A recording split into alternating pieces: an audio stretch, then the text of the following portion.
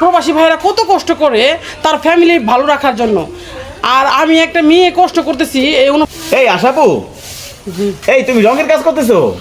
হ্যাঁ, আসলে এই রঙের কাজটা করার উদ্দেশ্য কি জানো, আমি এই বিল্ডিংটার পুরো কাজই করা হয়েছে আমার।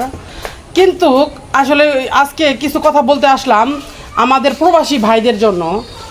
আসলে তারা নিজের প্রবাসী বলতেই তো জীবনের সব থেকে বড় কষ্ট। তারা যে অনেক কনস্ট্রাকশনের কাজ করে যায়, বিদেশে যায়, অনেক ধরনের কষ্টের কাজ করে, তাও আবার ফ্যামিলি ছেড়ে চলে যায়, মানে ফ্যামিলি রেখে চলে যায় কাজ করে। আসলে খুব কষ্ট, মানে এটা কি বলবো, খুব বেদনাদায়ক একটা মানে কাজ, যেটা আমি করতেছি আর বুঝতেছি যে আসলে খুব কষ্ট।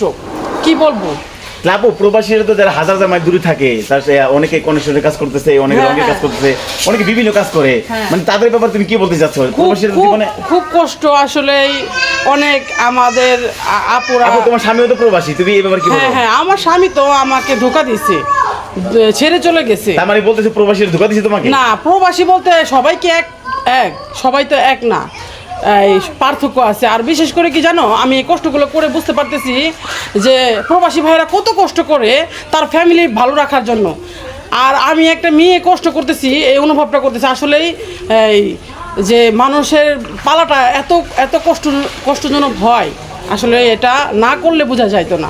ঘরে বসে বসে খালি রান্না করলে খাইলেই হবে না, কষ্ট করে দেখো যে কত কষ্ট লাগে। আসলে মা বোনদের বলতেছি, যারা প্রবাসীর বউরা আছেন অবশ্যই তারা টাকা পয়সা হিসাব করে খরচ করবেন। মাথার ঘাম পায়ে ফেলানো টাকা কামাই করতে খুব কষ্ট লাগে প্রবাসী ভাইদের, কি বলবো।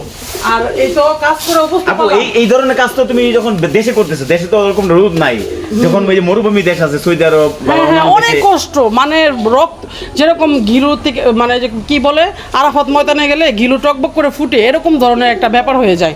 আসলে এখানে তো আমাদের এখানে রোদ কম, তারপরে হলো ঠান্ডা আছে, গরম আছে, মানে সব মিলায়া।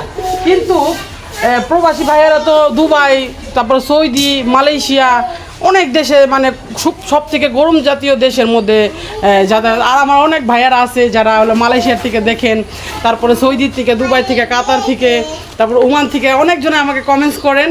তাদের জন্য এই ভিডিওটা করা। আসলে তারা অনেক কষ্ট করেন, প্রবাসীরা তো অনেক কষ্ট করতেছে, অনেক কষ্ট করে। আর অনেক তোমার ফ্রেন্ড আছে যারা দুবাই থেকে দেখে, সৌদি থেকে দেখে, মালয়েশিয়া থেকে দেখে, তারা দেখছি বেশিরভাগই কনস্ট্রাকশন বা অন্যান্য কাজগুলি করে।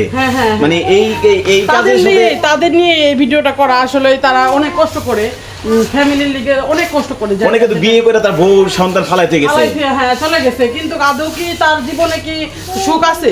সে যে সুখ দেওয়ার জন্য চলে গেছে এই দুবাই বা সৌদি, মালয়েশিয়া, কিন্তু আদৌ কি তার কপালে সুখ আছে?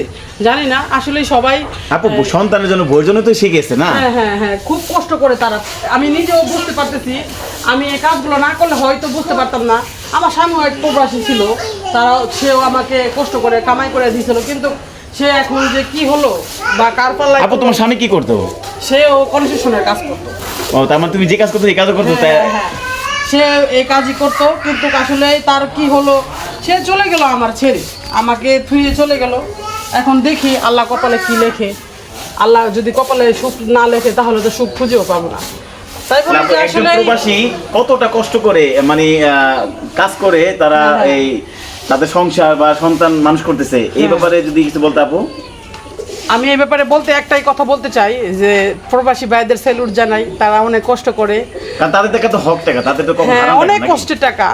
হয়তো পৃথিবীর মধ্যে কাজ করতে গেলে তাদের কষ্টের টাকাটা হয়তো আল্লাহ তাআলা বেশি গ্রান্টেড করবে। তাই বলি আসলে প্রবাসী ভাইদের যেই ঠকান না কেন, কেউ ঠকানোর চেষ্টা করে না। আমার অনেক ভাইয়ারা আমাকে অনেক গিফট দিতে চাইছে, বা আমার অনেক ধরনের, মানে মাহিমাকে গিফট দিতে চাইছে, আমি নেই কী কারণে নেই জানেন? যে আমি প্রতারিত করতে চাই না। আমি চাই যে সবাই আমাকে দেখুক, কিন্তু আমি কারোর সাথে প্রতারিত করতে চাই না, এটাই বলি। আর হলো সবাই অবশ্যই ভিডিওটা দেখবেন।